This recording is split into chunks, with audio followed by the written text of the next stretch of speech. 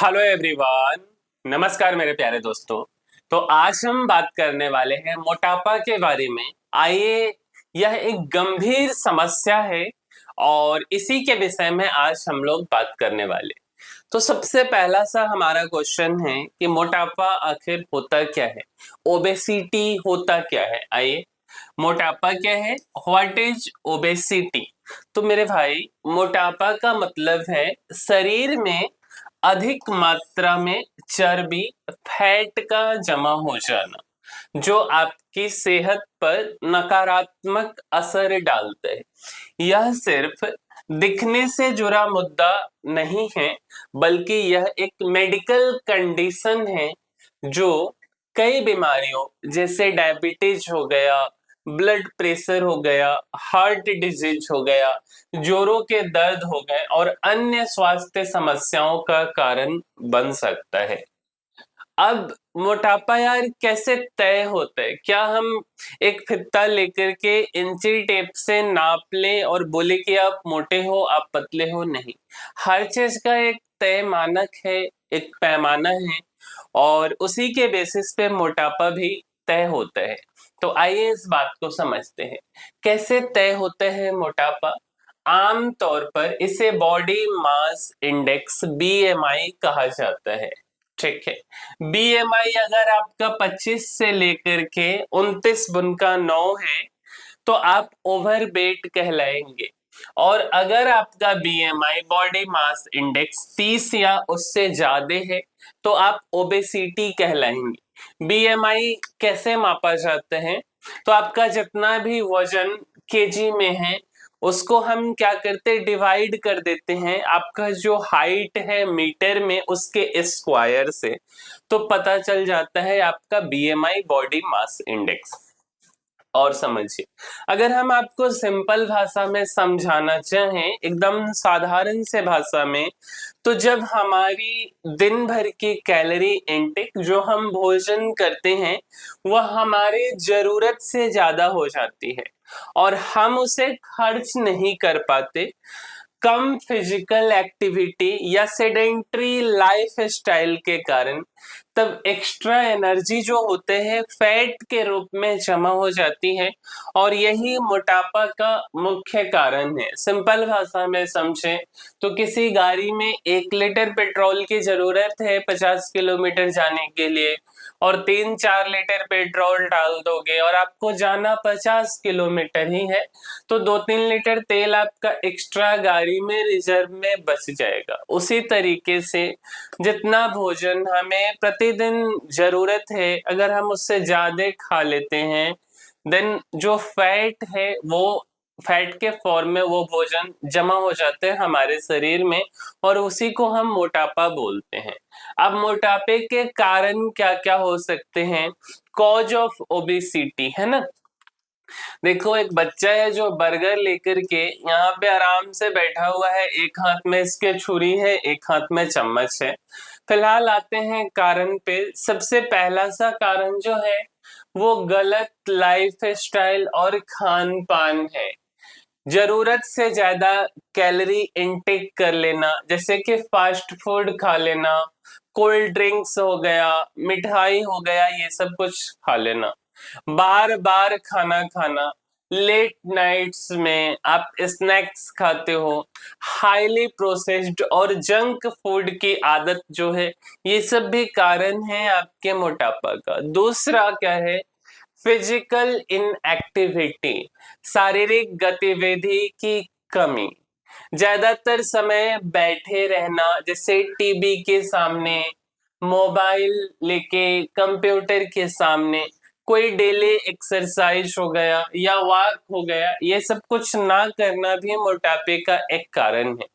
तीसरा जो मेरे भाई कारण है, जेनेटिक्स, मीन्स परिवार में जो है पहले से मोटा कोई है, आपके पिताजी हो, आपकी माँ हो, तो ये भी एक कारण है।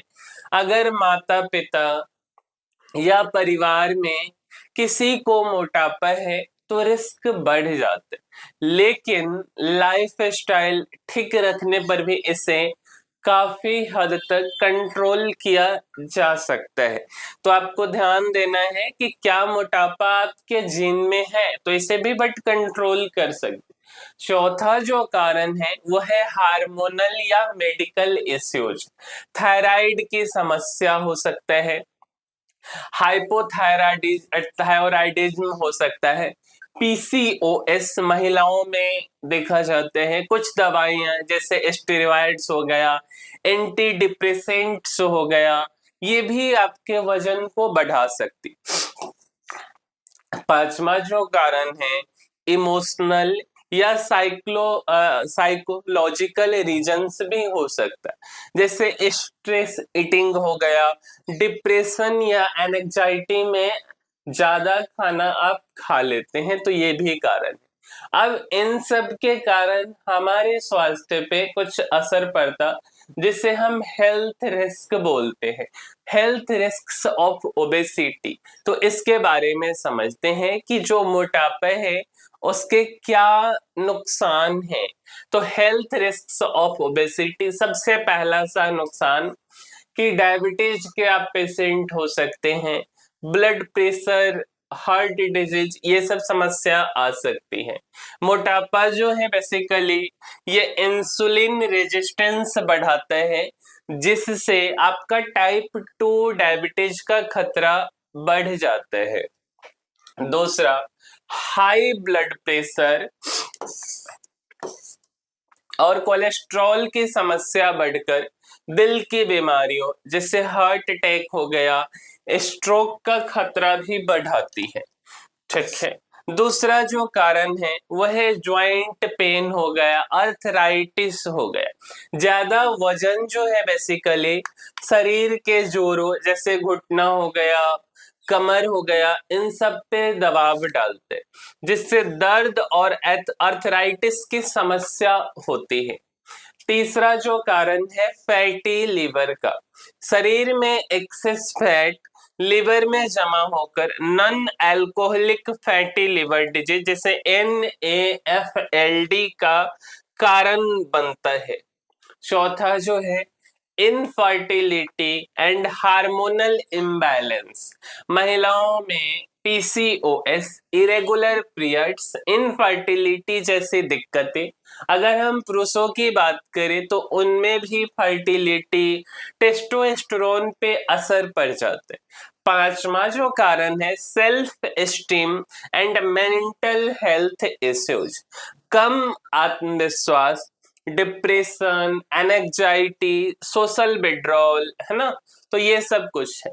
पांचवा, मोटापे के बारे में कुछ गलत धारणाएं हैं, इस बात को भी समझते, कुछ मिथ्स हैं और कुछ फैक्ट्स हैं, तो इसको समझते। सबसे पहला मिथ है कि जब अगर हम क्रैश डाइट लेंगे तो आपका ना वेट लॉस जल्दी से हो जाएगा, आसानी से हो जाएगा। मेरे भाई फैक्ट क्या है कि जो क्रैश डाइट है, तो क्रैश डाइट से वजन तेजी से कम तो हो सकता है, लेकिन यह सस्टेनेबल नहीं होता है। मसल लॉस, मेटाबॉलिज्म आपका स्लो हो जाता है, जिससे बाद में तेजी से वजन बढ़ जाता है। ठीक है। दूसरा जो मिथ है, सिर्फ जिम जाने से मोटापा कम हो जाएगा। अब फैक्ट क्या है मेरे भाई, सिर्फ अगर हम एक्सरसाइज से नहीं बल्कि डाइट हो गया आपका, लाइफ स्टाइल चेंजेस हो गए, ये भी उतने ही जरूरी हैं। वेट लॉस का बड़ा हिस्सा बैलेंस्ड डाइट, कैलोरी डेफिसिट से आता है। अब मिथ नंबर तीसरा क्या है, रात का खाना स्किप करना सही है मोटापा को घटाने के लिए। इसका फैक्ट है मेरे भाई, मील स्किपिंग से मेटाबॉलिज्म आपका बिगड़ सकता है, भूख ज्यादा लगेगी आपको, जिससे आप बाद में ओवर ईटिंग कर सकते हैं। बेहतर है आप कम खाना खाएं और अर्ली डिनर आप ले लें। मिथ नंबर चौथा, फैट बिल्कुल नहीं खाना चाहिए। अब जैसे फैक्ट क्या है कि हेल्दी फैट्स जैसे कि नट्स हो गया, सीड्स हो गए, ओलिव ऑयल हो गया, ये शरीर के लिए जरूरी है। पूरी तरह फैट फ्री डाइट से हार्म भी हो सकते। पांचवा मिथ है कि मोटापा सिर्फ जेनेटिक्स से होता है। फैक्ट क्या है, जेनेटिक्स इंपॉर्टेंट फैक्टर है, लेकिन लाइफ स्टाइल चेंजेस से भी ओवरवेट कंट्रोल किया जा सकता है। सिर्फ जीन को ब्लेम नहीं कर सकते हैं। क्या क्लियर है ये बात? अब बात आता है कि साइंटिफिक टिप्स और हैबिट से रिलेटेड मोटापा कम करने के लिए साइंटिफिक तरीके क्या है और आदतें क्या है। सबसे पहला कि पोर्शन कंट्रोल, खाना कम मात्रा में खाना है। जैसे जरूरत से ज्यादा प्लेट भरकर खाने की बजाय छोटी प्लेट में अगर आप खाना लेंगे तो कम खा पाएंगे। ठीक है। दूसरा, धीरे धीरे खाएं। दिमाग को पेट के सिग्नल्स मिलने में थोड़ा समय लगता है। दूसरा है इनफ स्लीप, आपको पूरा नींद लेना है। 7 से 8 घंटे की नींद मेटाबॉलिज्म को बैलेंस रखती है। कम नींद से भूख बढ़ाने वाला हार्मोन जिसे ग्रेलिन बढ़ जाता है, जिससे क्रेविंग्स भी बढ़ती है। तीसरा, स्ट्रेस मैनेजमेंट, तनाव कम करना, जैसे मेडिटेशन हो गया, डीप ब्रीदिंग हो गया, योगा हो गया या वॉक हो गया। इन सब से स्ट्रेस कंट्रोल करें। स्ट्रेस से इमोशनल ईटिंग या बिंज ईटिंग की आदत बढ़ जाती है। अगला है पानी, आपको ज्यादा पीना है। खाने से पहले 1-2 गिलास पानी पीने से कैलोरी इनटेक कम हो सकता है। पानी मेटाबॉलिज्म को भी थोड़ा बूस्ट करता है और टॉक्सिन्स फ्लश करने में मदद करता है। अब बात आता है कि अगर इन सब से भी कंट्रोल ना हो तो कब आपको डॉक्टर के पास में या डाइटिशियन से मिलना चाहिए। रैपिड अनएक्सप्लेन्ड वेट गेन के केस में, मीन्स जब अचानक और तेजी से वजन बढ़ने लगे बिना डाइट को बदले या लाइफ स्टाइल चेंज किए। अब ये जो हार्मोनल इम्बैलेंस है बेसिकली थायराइड या किसी और मेडिकल इशू का भी संकेत हो सकता है। दूसरा जो कारण है वो है मेडिकल रीजंस सस्पेक्टेड का। अगर आपको लगता है कि वजन बढ़ने की वजह सिर्फ खाना पीना नहीं बल्कि कोई हेल्थ कंडीशन हो सकती है, जैसे कि थायराइड हो गया, पीसीओएस हो गया या हार्मोनल डिसऑर्डर हो गया, तब आप डॉक्टर से मिल सकते हो। साथ ही अगर वेट गेन के साथ फैट, स्वेलिंग, इरेगुलर पीरियड्स या कोई अनयूजुअल सिम्टम दिखे तो अब क्यों जरूरी है डॉक्टर से कंसल्ट करना। तो डॉक्टर या सर्टिफाइड डाइटिशियन वजह समझकर प्रॉपर टेस्ट, बैलेंस्ड डाइट और सेफ प्लान सजेस्ट कर सकते हैं।